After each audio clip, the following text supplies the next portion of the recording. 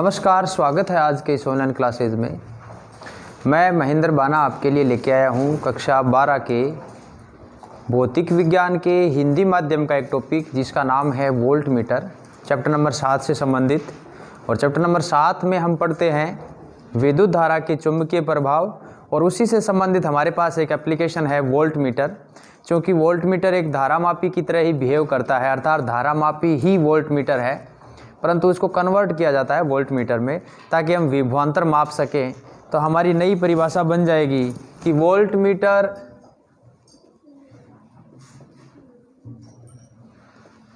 Metre एक ऐसी युक्ति है या विद्युत युक्ति है जिससे परिपथ में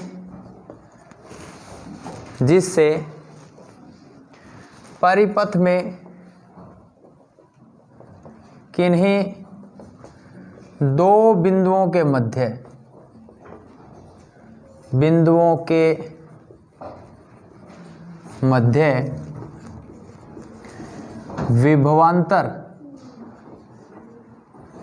विभवांतर का मान ज्ञात किया जाता है।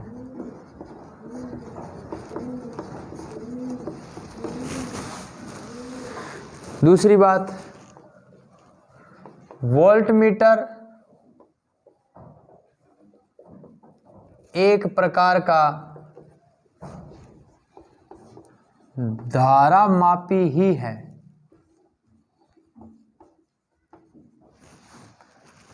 धारामापी है जिसके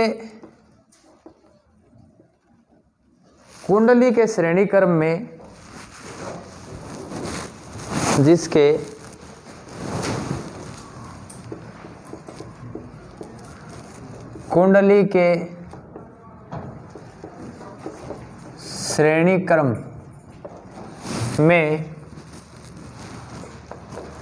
एक उपयुक्त उच्च प्रतिरोध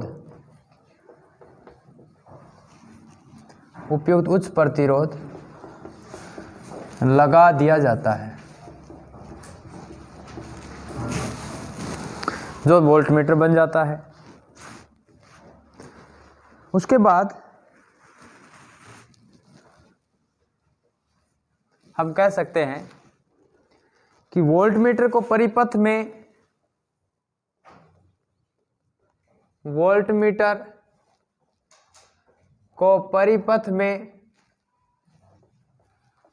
सदैव समांतर क्रम में लगाते हैं, समांतर क्रम में संयोजित करते हैं। ये क्यों करते हैं भाई? क्योंकि एक तो इसका प्रतिरोध ज़्यादा है। अगर आप श्रेणी क्रम में लगा दोगे तो प्रतिरोध परिपथ का और ज़्यादा बढ़ जाएगा, जिससे धारा वहीं ड्रॉप हो जाएगी, आगे धारा जाएगी ही नहीं। अतः हम इसको समांतर क्रम में लगाएंगे ताकि परिपथ का प्रतिरोध जो है वो भी कुछ कम हो जाए, साथ ही साथ वोल्ट मीटर खुद अपने में से धारा प्रवाहित नहीं करे। और समांतर क्रम में विभव का मान समान भी रहता है, इसलिए जितना किसी परिपथ में पोटेंशियल होगा उतना का उतना पोटेंशियल विभवांतर यानी इस पोटेंशियोमीटर पर भी ये वोल्ट मीटर पर भी आ जाएगा। तो वोल्ट मीटर को परिपथ में सदैव समांतर क्रम में संयोजित करते हैं। किसी परिपथ में विभवांतर का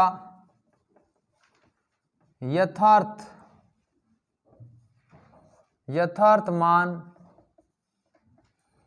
ज्ञात करने के लिए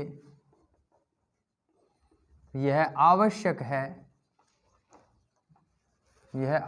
है कि वोल्ट मीटर का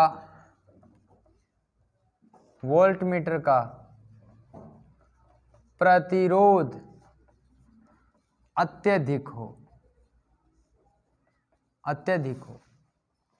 या अनंत हो।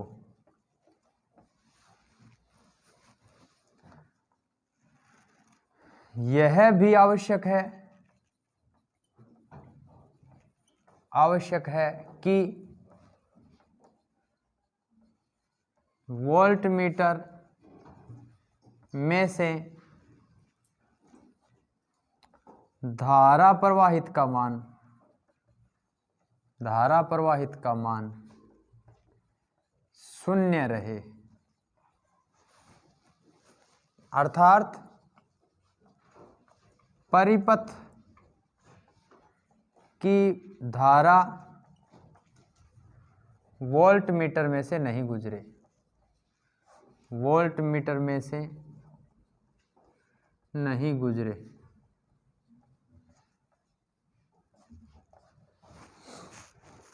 दूसरी बात,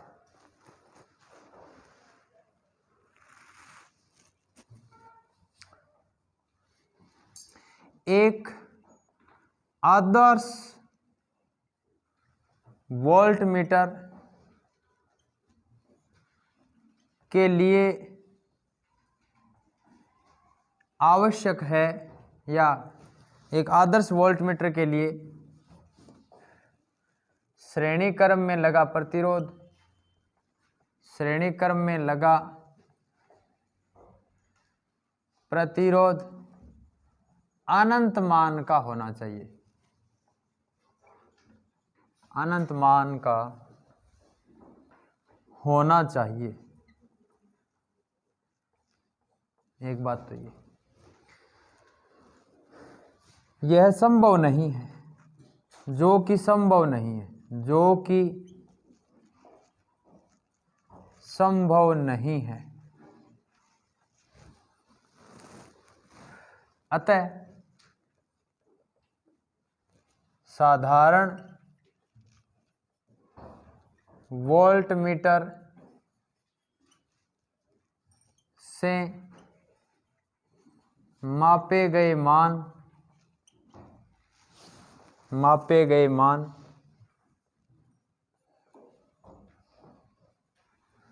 पूर्ण रूप से यथार्थ नहीं होते,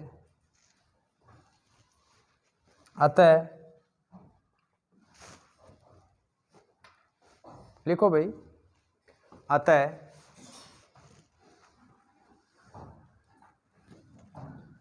वोल्टमीटर से ज्यादा सुग्राही विभवमापी होता है, जिससे मापा गया मान ज्यादा यथार्थ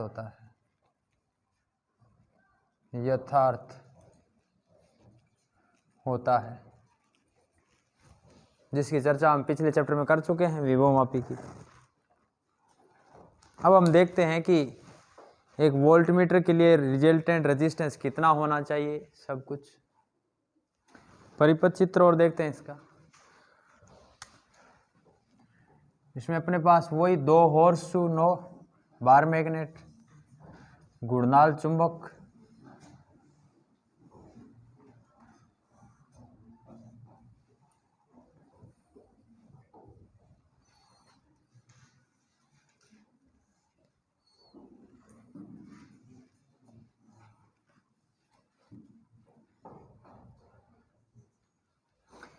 ये त्रिज्यक चुंबकीय क्षेत्र उत्पन्न करने के लिए घोड़े के नालनुमा 2 चुंबक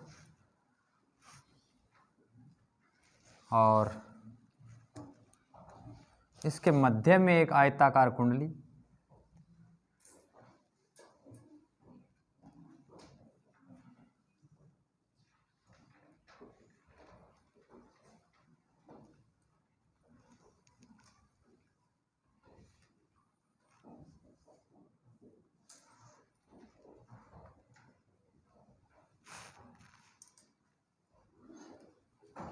यह आयताकार कुंडली ये इसका आर्मेचर,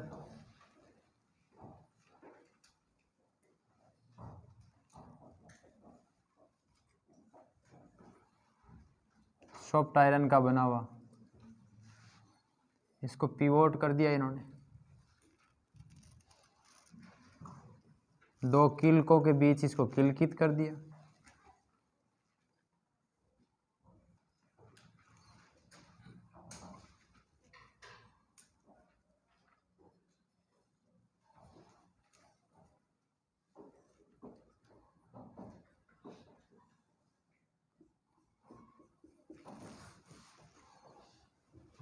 ये इसकी स्प्रिंग जो इसको बैलेंस में ला सके।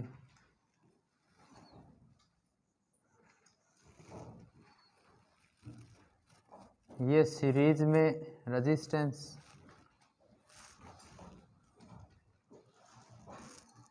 टर्मिनल पॉइंट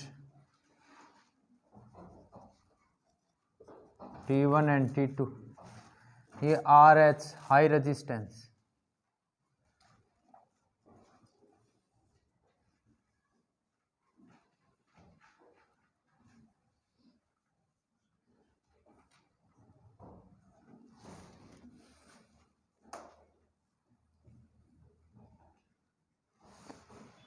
बना दो डायग्राम भाई, इसका पॉइंटर और बता दो। पिछले वीडियो में हम बना चुके हैं इसका, वैसे तो एमीटर के साथ।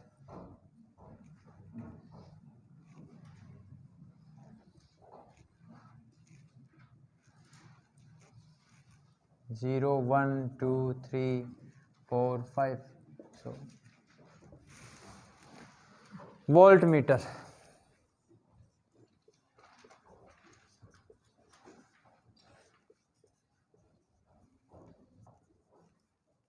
याद रखें, इसमें हाई रेजिस्टेंस लगाते हैं, अमीटर में लो रेजिस्टेंस लगाते हैं।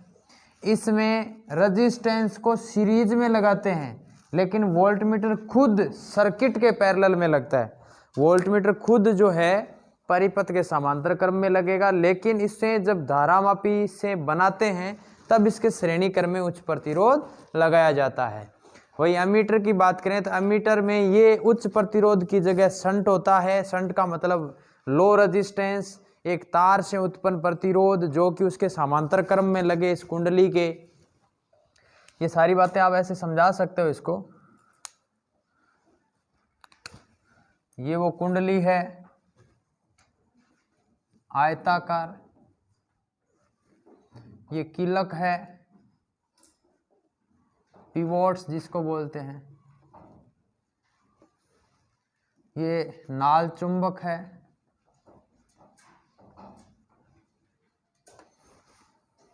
ये स्प्रिंग है,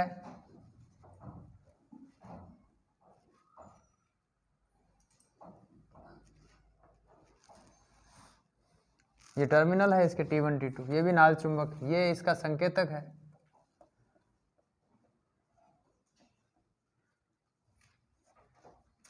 ये इसका स्केल है, पैमाना जिसको कहते हो आप। सारा खत्म। यदि एक G प्रतिरोध वाले धारामापी को, अब लिखो, यदि एक G, कैपिटल G प्रतिरोध वाले धारामापी को, यदि एक G प्रतिरोध वाले धारामापी को RH उच्च प्रतिरोध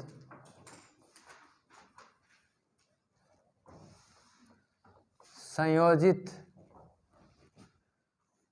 कर V वोल्ट परास के वोल्ट मीटर में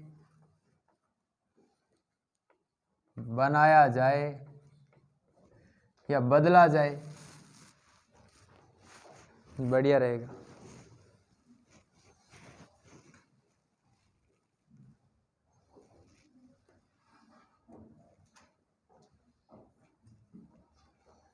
बदला जाए तो ये गैल्वेनोमीटर है G, जिसका प्रतिरोध G है, और इसमें तो सीरीज में लगता है। इसके श्रेणी क्रम में उच्च प्रतिरोध हमने लगा दिया RH। इसमें धारा प्रवाहित हो रही है I बराबर IG, जो इसमें भी उत्पन्न होगी।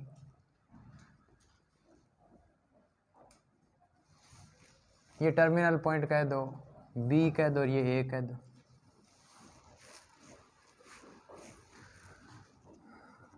तो विभवांतर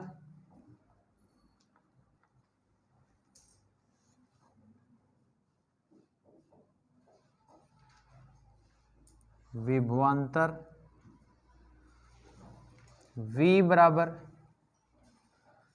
धारा इंटू प्रतिरोध। प्रतिरोध क्या हो जाएगा, RH प्लस G, तो V इज इक्वल टू आ जाएगा IG into RH plus G। ये मान जो आएगा V upon IG, that is become RH plus G। इसका मतलब ये पूरे गैल्वेनोमीटर का तुल्य प्रतिरोध आ गया। अतः वोल्टमीटर का तुल्य प्रतिरोध RV is equal to V upon IG। इसका मान आ जाएगा RH प्लस G।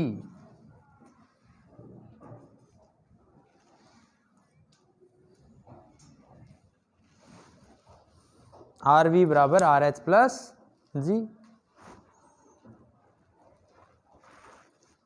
आप अगर RH निकालना चाहो तो निकाल सकते हो RH। देखो कैसे आएगा,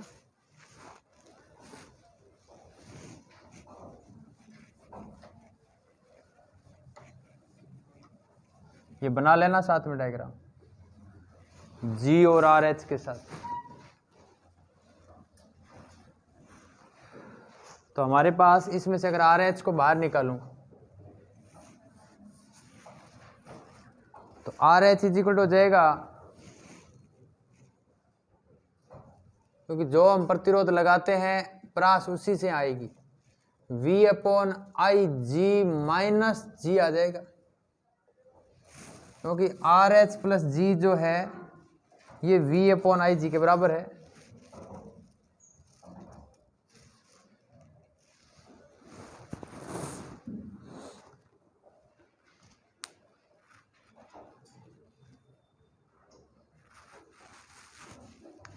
हम ये बात जानते हैं कि RV जो है वो तो RH प्लस G के बराबर है, सिंस गैल्वेनोमीटर की जो कोयल का प्रतिरोध होता है उससे भी कई गुना ज्यादा श्रेणी क्रम में प्रतिरोध लगाते हैं, उच्च प्रतिरोध है। Since G is less than RH, इसका मतलब RV जो है वो नियरली इक्वल टू RH के बराबर ही है। जैसे हमने शंट वायर का जो रेजिस्टेंस था उसके बराबर ही लगभग गैल्वेनोमीटर का रिजल्टेंट रेजिस्टेंस माना था, वैसे ही जो श्रेणी क्रम में हम प्रतिरोध लगा रहे हैं ये उसके बराबर ही आएगा, तुल्य प्रतिरोध के बराबर ही आएगा। तो ये था हमारा वोल्टमीटर का टॉपिक। अगला अपना टॉपिक है एम्पियर का नियम। एम्पियर का नियम, एम्पियर का नियम जो है ये भी क्लोज पाथ जो है या क्लोज लूप जो है उनसे चुंबकीय क्षेत्र कितना उत्पन्न होता है उसके लिए इन्होंने बताया है। लेकिन इन्होंने लूप को बाउंड कर लिया और उसमें करंट की मान बात कर ली। देखते हैं एम्पियर का नियम किस प्रकार है। तो अपना टॉपिक नया हो जाएगा एम्पियर का नियम।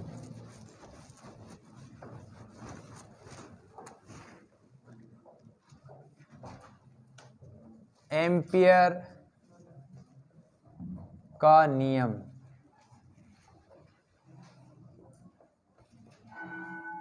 इस नियम के अनुसार, इस नियम के अनुसार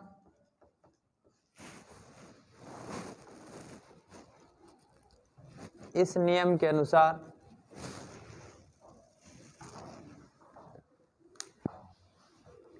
किसी बंद लूप, किसी बंद लूप में निर्गत, बंद लूप में निर्गत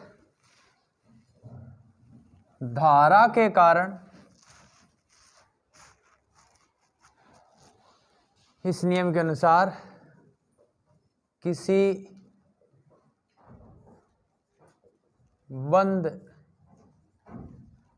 लूप में प्रवाहित, लिख दो, प्रवाहित धारा के कारण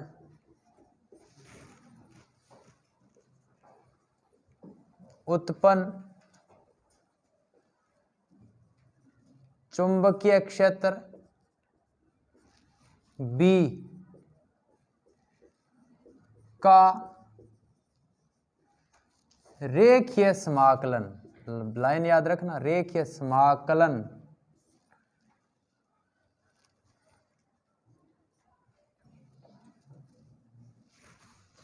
रेखीय समाकलन का मान लूप में प्रवाहित कुल धारा का बीजगणितीय योग,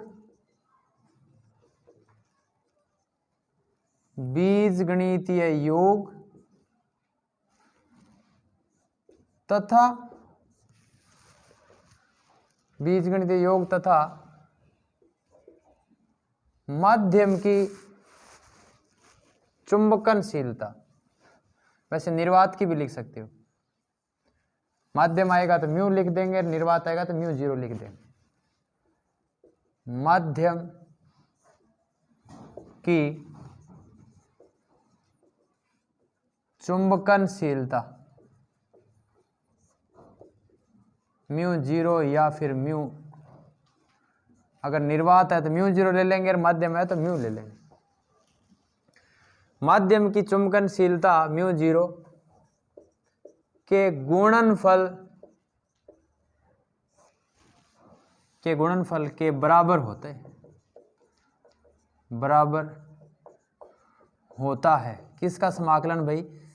चुंबकीय क्षेत्र का, चुंबकीय क्षेत्र B का रेखीय समाकलन जो है ना, ये लाइन इंटीग्रल, ये कुल धारा का बीजगणितीय योग तथा माध्यम की चुंबकनशीलता के गुणनफल के बराबर होता है। याद रखें, अगर मैं किसी पृष्ठ के सापेक्ष समाकलन करूं तो कहलाता है पृष्ठीय समाकलन। क्या कहलाता है? पृष्ठीय समाकलन। अगर मैं किसी आयतन के सापेक्ष समाकलन करूं तो कहलाता है आयतन समाकलन। अगर मैं किसी रेखा यानी लाइन के सापेक्ष समाकलन करूं तो कहलाता है रेखीय समाकलन। कौन सा समाकलन? रेखीय। तो लंबाई के अनुदिश अगर समाकलन करोगे तो रेखीय, आयतन के सापेक्ष करोगे तो आयतन समाकलन, और पृष्ठ के सापेक्ष करो तो पृष्ठीय समाकलन कहलाएगा। तो हम कह सकते हैं रेखीय समाकलन के लिए B dot dl is equal आ जाएगा म्यू 0 सिग्मा i। सिग्मा का मतलब बीजगणितीय योग। ये सूत्र याद रखो। ये बीच में जो मैंने सर्किल बनाया इसका मतलब क्लोज लूप है, ये लूप के लिए लिए गए रेखीय समाकलन। लूप के लिए इसका मान लिया गया है। अब इसकी आवश्यकता इसलिए पड़ गई कि बहुत सारे बंद लूप के कारण चुंबकीय क्षेत्र ज्ञात नहीं कर पा रहे, जैसे परिनलिका, टोरॉइड, इन सब के कारण जो चुंबकीय क्षेत्र उत्पन्न होता है वो हम बायो-सावर्ट के नियम से ज्ञात नहीं कर पा रहे थे, इसलिए हमें जरूरत पड़ गई एम्पियर के नियम की। ठीक जैसे हम पहले चैप्टर में बल का मान कूलाम के नियम से ज्ञात करते हैं, वो बिंदु आवेशों के लिए ज्ञात करते थे, लेकिन जैसे ही कोई बाउंड सरफेस आ गई, जैसे स्फीयर है, तार है आवेशित, या फिर कोई आवेशित प्लेट है, उनके कारण विद्युत क्षेत्र का मान कितना होता है वो कूलाम के नियम से ज्ञात नहीं कर पाते थे, तो हमें सहायता मिली गाउस के नियम से। वैसे ही बायो-सावर्ट का नियम अधिकतर सभी एप्लीकेशंस के लिए वैलिड हो गया, लेकिन कुछ सरफेस या कुछ वस्तुएं ऐसी, कुछ मटेरियल ऐसा जिसमें चुंबकीय क्षेत्र खुद बाउंड हो रहा है किसी लूप से, जैसे एक परिनलिका, ये परिनलिका होती है ऐसे, इसके ऊपर तारों का लपेट होता है ऐसे। अब देखो तार जो है वो बाउंड किए गए और उसके अंदर चुंबकीय क्षेत्र उत्पन्न हो रहा है, तो ऐसी कंडीशंस के लिए हम बायो-सावर्ट का नियम नहीं लगा पाते, क्योंकि बाहर चुंबकीय क्षेत्र ऐसी कंडीशन में 0 रहता है, केवल अंदर ही चुंबकीय क्षेत्र उत्पन्न हुआ है। तो अगर कोई लूप या क्लोज पाथ या बंद पृष्ठ के अंदर कोई चुंबकीय क्षेत्र उत्पन्न हो रहा है और जिसके चारों ओर धारा प्रवाहित हो रही हो, तो ऐसी कंडीशंस के लिए हम लोग एम्पियर का नियम यूज करेंगे। अगला अपना जो एम्पियर का एप्लीकेशन आएगा वो देखते हैं कौन सा एप्लीकेशंस है, वो है धारावाही चालक तार के कारण चुंबकीय क्षेत्र का मान। अपना टॉपिक है अनंत लंबाई के सीधे धारावाही चालक तार के कारण चुंबकीय क्षेत्र। हम इसमें ये मान सकते हैं कि माना कोई एक अनंत लंबाई का सीधा धारावाही चालक तार है जिसकी लंबाई अनंत है, CD तार इसकी कोई एक पार्ट ले लेते हैं इस तार का C से D तक, और इस तार से R दूरी पर हमें चुंबकीय क्षेत्र ज्ञात करना है। हमें ये पता है कि जब किसी तार में धारा प्रवाहित की जाती है तो उसके चारों ओर वर्ताकार क्षेत्र में चुंबकीय क्षेत्र उत्पन्न हो जाता है, अर्थात विभिन्न वर्तीय पथों में चुंबकीय क्षेत्र उत्पन्न होगा। यदि हम बिंदु P से तार की दूरी R माने तो एक R त्रिज्या का पूरा वर्ताकार पाथ बन जाता है, इस डायरेक्शन में चुंबकीय क्षेत्र उत्पन्न होगा। और इस वर्ताकार पथ में हम लोग अगर कोई एक लूप, इस लूप को मान के चलें वर्ताकार पथ को, और इसमें एक लंबाई L5 dl ले, तो dl के साथ इस लूप की जो लेंथ है वो थीटा बराबर 0 डिग्री बनाएगी। हालांकि तार के साथ तो ये 90 डिग्री का एंगल बनाएगा dl, लेकिन हमें तो इस पथ की लंबाई चाहिए dl, वो पथ के साथ dl का मान थीटा बराबर 0 लेगा ही। तो एम्पियर का नियम इसमें लगेगा, तो हम पहले कुछ मान लेते हैं। माना किसी अनंत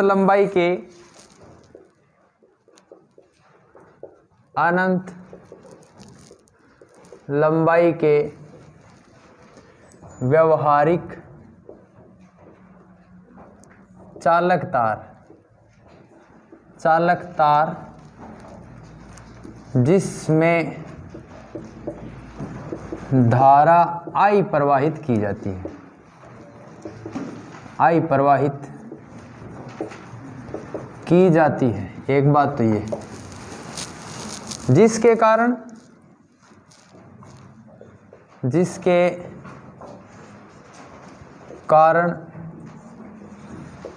इसके चारों ओर विभिन्न वृत्तीय पथों में चुंबकीय क्षेत्र उत्पन्न हो जाता है। चुंबकीय क्षेत्र उत्पन्न हो जाता है।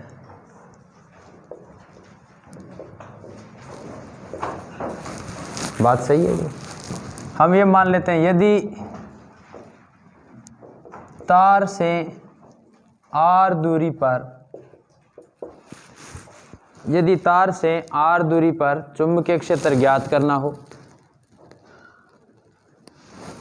R दूरी पर चुंबकीय क्षेत्र ज्ञात करना हो, तो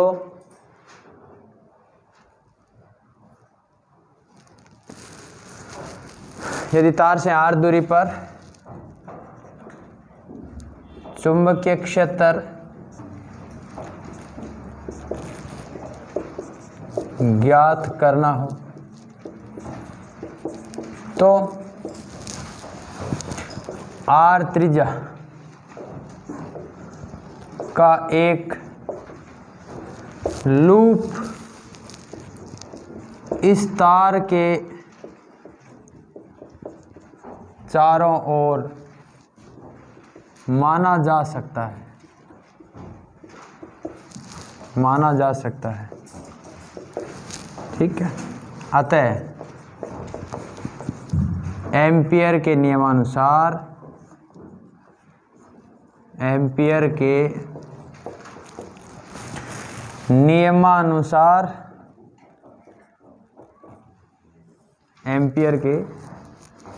नियमानुसार समाकलन B dot dl is equal to mu zero summation of I का मान हमें पता है, इस तार में हमने धारा I प्रवाहित की है, बस B dl cos थीटा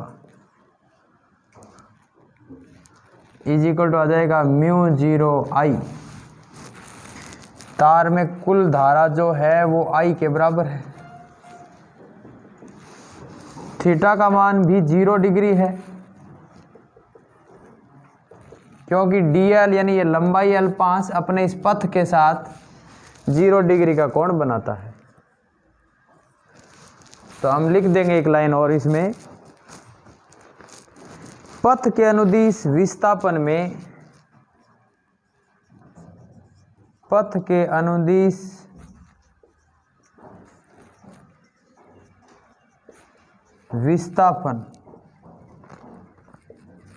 विस्थापन में dl के साथ 0 डिग्री का कोण बनता है।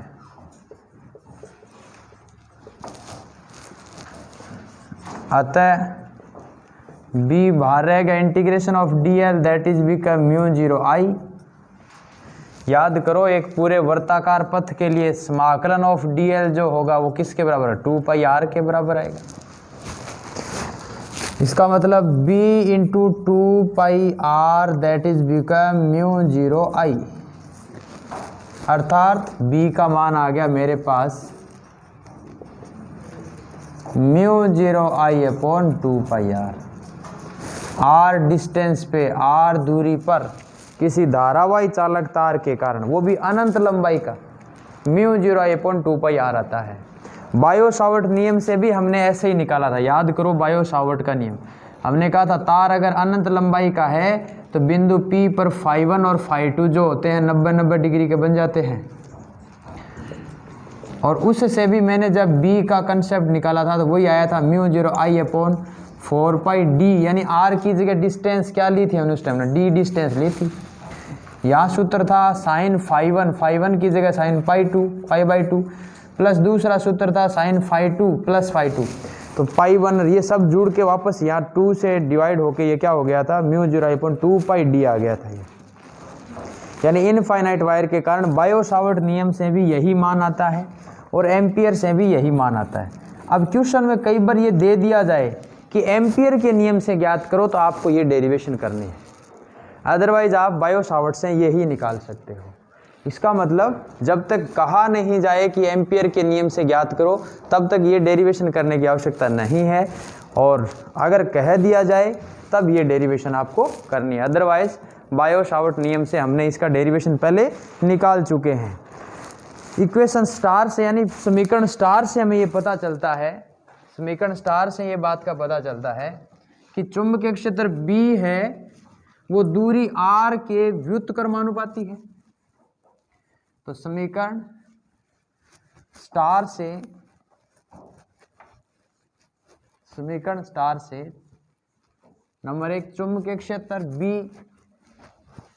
एक तो धारा के समानुपाती आ रहा है, जितना ज़्यादा करंट फ्लो होगा उतना ही उस पर चुंबकीय क्षेत्र उत्पन्न होगा। एक बात तो ये, यानी कि समीकरण स्टार से जो भी आप समीकरण देना चाहो दे सकते हो। चुंबकीय क्षेत्र B समानुपाती I है एक तो, और नंबर 2 चुंबकीय क्षेत्र B है व्युत्क्रमानुपाती R है। यानी अगर आप R के साथ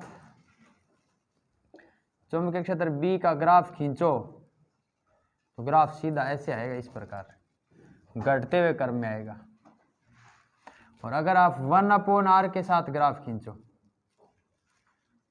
1/r के साथ B का ग्राफ खींचो तो स्ट्राइट लाइन आएगी, क्योंकि 1/r के तो इनवर्सली प्रोपोर्शनल नहीं है, समानुपाती है। 1/r के तो B समानुपाती है, लेकिन R के व्युत्क्रमानुपाती है। ऐसा ही अगला टॉपिक अपने पास आ जाएगा, लंबे बेलनाकार धारावाही चालक के कारण चुंबकीय क्षेत्र।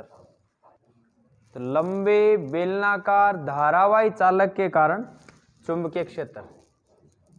अब बेलनाकार है, इसका मतलब इसका क्रॉस सेक्शन एरिया, इसका अनुप्रस्थ काट क्षेत्रफल थोड़ा ज्यादा है। पहले हम जितना भी तार ले रहे थे वो पतले तार थे ऐसे एकदम से। अब जो तार है उसकी मोटाई थोड़ी ज्यादा है, तो मोटाई ज्यादा है तो उसके हिसाब से विद्युत क्षेत्र का मान भी कुछ अलग अलग होगा, उसके हिसाब से चुंबकीय क्षेत्र का मान भी अलग अलग आएगा। तो हम ये कह सकते हैं माना कैपिटल R त्रिज्या के धारावाही बेलनाकार, हालांकि हर एक तार बेलनाकार ही होता है, लेकिन अगर मोटाई उसकी कम हो तो हम उसको क्रॉस सेक्शन एरिया को नेग्लिजिबल मान लेते हैं। फिर भी अगर आकार में थोड़ा मोटा हो, जैसे हमारी ये मार्कर पेन है इस साइज का हो, तब उसके कारण मैग्नेटिक फील्ड इसकी सरफेस पे कुछ अलग होगा, इस वायर के अंदर कुछ अलग होगा, बाहर कुछ अलग होगा। तीनों स्थितियों पर अलग अलग चुंबकीय क्षेत्र का मान आएगा। तो हम कह रहे हैं माना R त्रिज्या के धारावाही बेलनाकार तार में प्रवाहित धारा I है, वह इसका धारा घनत्व को हम J से रिप्रेजेंट करते हैं, J से प्रदर्शित करते हैं धारा घनत्व। धारा घनत्व J बराबर I/A, याद होना चाहिए, बहुत पहले हम पढ़ चुके हैं। आपको ये भी याद पता रहना चाहिए कि अगर धारावाही चालक तार ये है जिसकी मोटाई थोड़ी ज्यादा है, बेलनाकार है ऐसे, तो इसमें से धारा जो प्रवाहित होगी ना ऐसे, ये कुछ इस प्रकार होगी, हर एक पोर्शन से होगी। अब कह दो सर कि वायर मोटे क्यों नहीं लिए जाते, क्योंकि इसमें एक त्वचिक इफेक्ट आ जाता है। अगर मोटे तार हम लेंगे तो त्वचिक स्किन इफेक्ट जिसको बोलते हैं, कि तार में एक त्वचा इफेक्ट यानी त्वचा प्रभाव उत्पन्न हो जाता है, जिसके कारण अवरोध ज्यादा उत्पन्न होता है तार में। अतः धारा जितनी प्रवाहित होनी चाहिए उतनी हो नहीं पाती, इसलिए तार हम अक्सर पतले लेते हैं ताकि अनुप्रस्थ क्षेत्रफल उसका कम हो जाए। और अनुप्रस्थ क्षेत्रफल कम होने से परिणामी जो प्रतिरोध है, हालांकि वो प्रतिरोध बढ़ जाता है, ये जरूर बात है, क्योंकि R इनवर्सली प्रोपोर्शनल L/A होता है।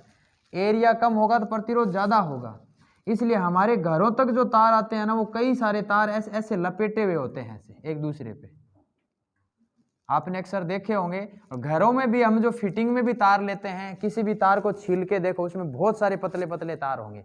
सब तारों को मिलाकर उसका क्रॉस सेक्शन एरिया बढ़ाया जाता है, यानी कि अनुप्रस्थ काट क्षेत्रफल बढ़ाने के लिए हम इस प्रकार का तार नए यूज में करते हुए पतले पतले काफी सारे तारों का एक समुच्चय यूज में लेते हैं ऐसे, ताकि उसका क्रॉस सेक्शनल एरिया बढ़ जाए, अनुप्रस्थ काट क्षेत्र बढ़ जाए। तार का ये अनुप्रस्थ क्षेत्रफल बढ़ते ही इसका प्रतिरोध कम हो जाएगा तार का, ताकि धारा आसानी से आगे तक बह जाए। अगर हम उसकी जगह पतले पतले तारों का समूह नहीं लेंगे और इस प्रकार का कोई एक बेलनाकार पूरा ही तार ले ले, जैसे सरिया होता है हमारे घर में, लोहे का सरिया यूज में लेते हैं, तो वो भी एक प्रकार का तार है, लेकिन उसमें मोटाई ज्यादा है। और मोटाई ज्यादा है उस प्रकार में अगर हम धारा प्रवाहित करना चाहेंगे तो त्वचा प्रभाव उत्पन्न हो जाता है, स्किन इफेक्ट जिसको बोलते हैं, और उसके कारण वापस प्रतिरोध में बढ़ोतरी हो जाती है, अर्थात करंट जो है, धारा है, वो परिणामी रूप से आगे प्रवाहित नहीं हो पाती। अतः हम ऐसे तार यूज में न लेते हुए, तार तो मोटे यूज में लेंगे लेकिन काफ़ी सारे तारों का एक समुच्चय यूज में लेंगे। चलो हम इसका देखते हैं कि ये बेलनाकार धारावाही चालक तार है, इसके कारण क्या इफेक्ट आता है। तो पहली कंसेप्ट तो मैंने ये लिख दी कि तार की जो त्रिज्या है वो कैपिटल आर है, एक बात तो ये। अब आर त्रिज्या है तो इसका ये अनुप्रस्थ क्षेत्रफल ये कितना हो जाएगा, पाई आर स्क्वायर। ए बराबर आ जाएगा पाई आर स्क्वायर। सो धारा घनत्व जे बराबर आ जाएगा आई अपॉन पाई आर स्क्वायर। ये काम आएगा अपने आगे अभी। एक बात। दूसरी, इस तार में प्रवाहित धारा के कारण उत्पन्न चुंबकीय क्षेत्र B का मान नंबर 1 तार के बाहर स्थित बिंदु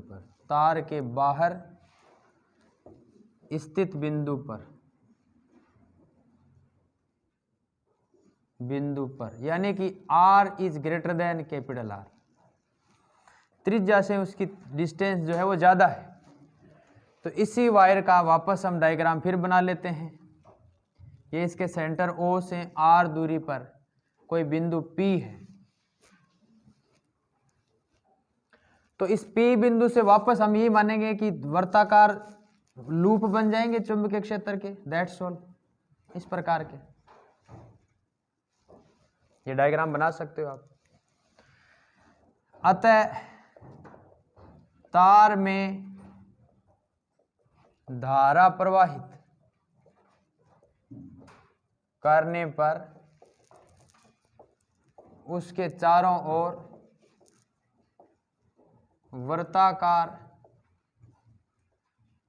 पथ में चुंबकीय क्षेत्र उत्पन्न हो जाता है। चुंबकीय क्षेत्र उत्पन्न हो जाता है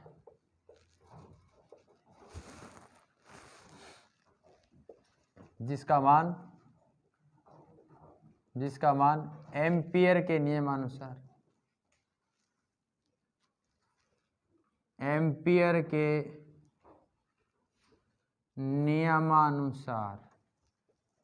रटने वाली कोई बात नहीं है, जैसे दिख रहा है सब कुछ वैसे ही। अगर कोई एक आधी लाइन लिखना भूल भी जाओ तो टेंशन मत करो। B dot D L is equal to mu zero summation I. Sigma I का मान तो धारा इसमें आई प्रवाहित हो रही है, चित्र में शो कर सकते हो आप ऐसे। तो विच इंप्लाइज समाकलन बी बाहर आ गया डीएल। आपको ये मैंने बता रखा है कि लंबाई अल्पांश जो है डीएल वो थीटा यानी अपने पथ के साथ, अपने पाथ जो कि वर्ताकार पथ बन रहा है उसके साथ 0 डिग्री का कोण बनाएगा। तो 0 का बनाते ही डॉट प्रोडक्ट जैसे उठाते हैं cos 0 का मान 1, तो बी डॉट डी एल मान बन जाएगा B D L, that is become mu 0 I.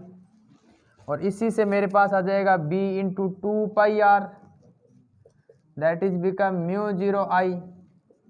इसका मतलब b बराबर आ गया मेरे पास mu 0 I upon 2 pi R. वही मान आया है जो किसी एक सीधे धारावाही चालक तार के कारण आना चाहिए। 1 नंबर। आगे फिर इसके नीचे लिख देंगे अर्थात b व्युत्क्रमानुपाती आ गया 1 अपॉन आर के।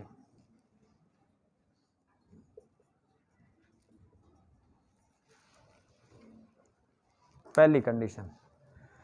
इस स्थिति में चुंबकीय क्षेत्र R के व्युत्क्रमानुपाती होता है। 2 नंबर स्थिति और देखो, R is equal to R यानी पृष्ठ पर। तो 2 नंबर पॉइंट बन जाएगा तार के पृष्ठ पर स्थित बिंदु पर B का मान यानी R is equal to capital R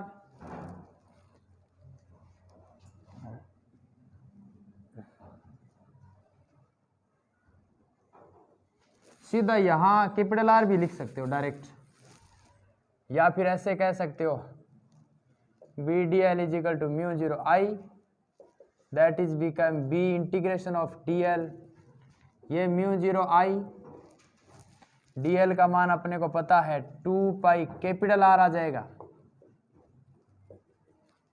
और b का मान आ गया mu zero I upon 2 pi R. अब इसमें सब कुछ कांस्टेंट है। धारा अगर नियत बह रही है, इसका मतलब इसके नीचे लिख देंगे नियत धारा पर b समानुपाती रहता है कांस्टेंट के, यानी नियत हो जाता है b। समानुपाती न भी लिखो तो बराबर का भी चिन्ह लगा सकते हैं, एक ही बात। तीसरी कंडीशन देखो, काम की बात तो वो है, इसमें दूसरा टॉपिक यहाँ इस पे रिप्रेजेंट कर सकते हो, ये P पॉइंट, और आप यहाँ बता सकते हो R is equal to capital R. तो इसका पथ जो है तार के वर्ताकार पथ के बराबर ही आ जाता है। तीसरा पॉइंट,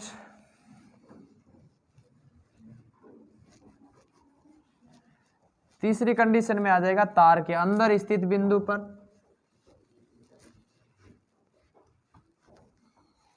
बाहर वाले में इनवर्सली प्रोपोर्शनल था और पृष्ठ पर नियत हो गया।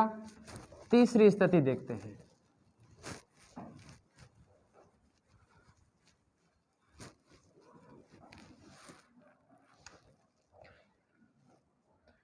तीसरी स्थिति में ये अपना तार थोड़ा बड़ा बना लेते हैं,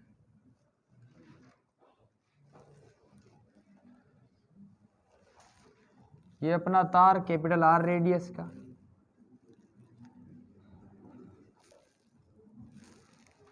और ये इसके सेंटर से आर दूरी वाला बिंदु।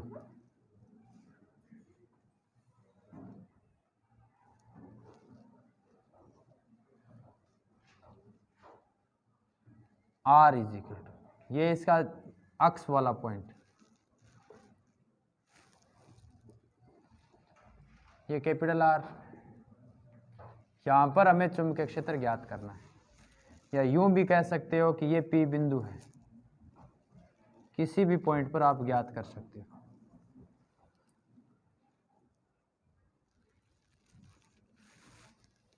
यहां पर पी बिंदु मान सकते हो।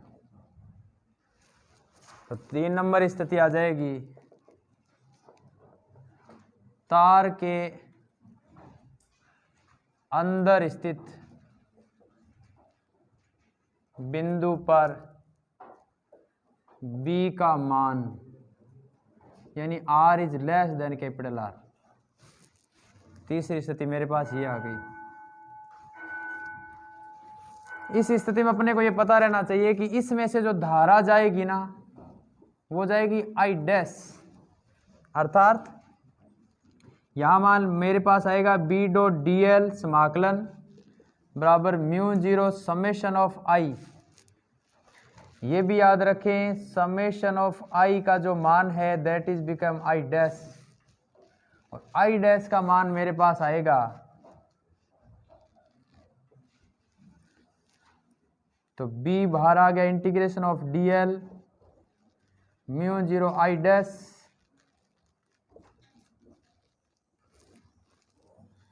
हम कह देंगे R त्रिज्या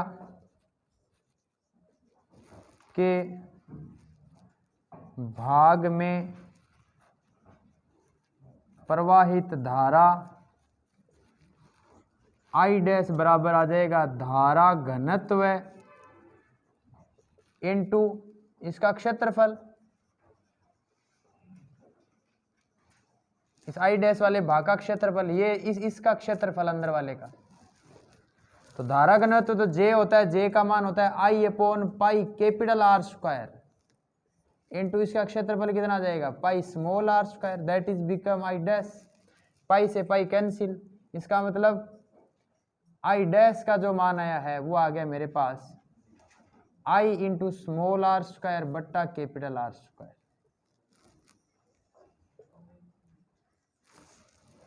ये समीकरण नंबर 1, 2, ये 2 दे दो।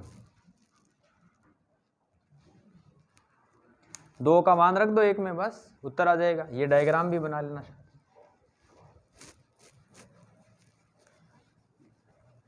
तो मेरे पास फाइनल आंसर आ जाएगा अब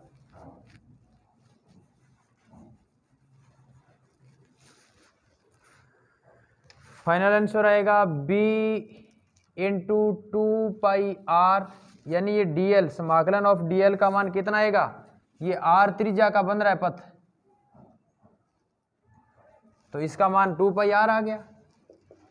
that is become μ0 I r square बट्टा कैपिटल R स्क्वायर, R से एक R कैंसिल, b बराबर आ गया μ0 I r upon 2π capital R square.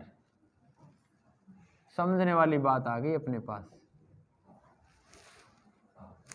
जो भी आप इक्वेशन दो 3 दे सकते हो।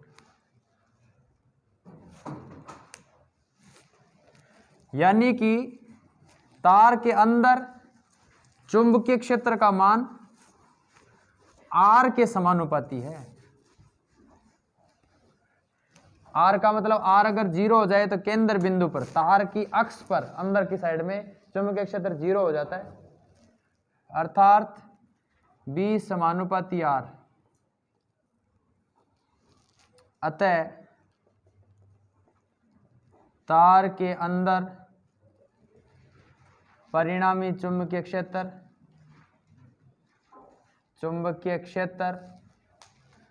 दूरी R के समानुपाती होती है, R के समानुपाती होती है। अब ग्राफ बना दो इनका। हमारे पास ग्राफ आ जाएगा तीनों स्थितियों का एक साथ।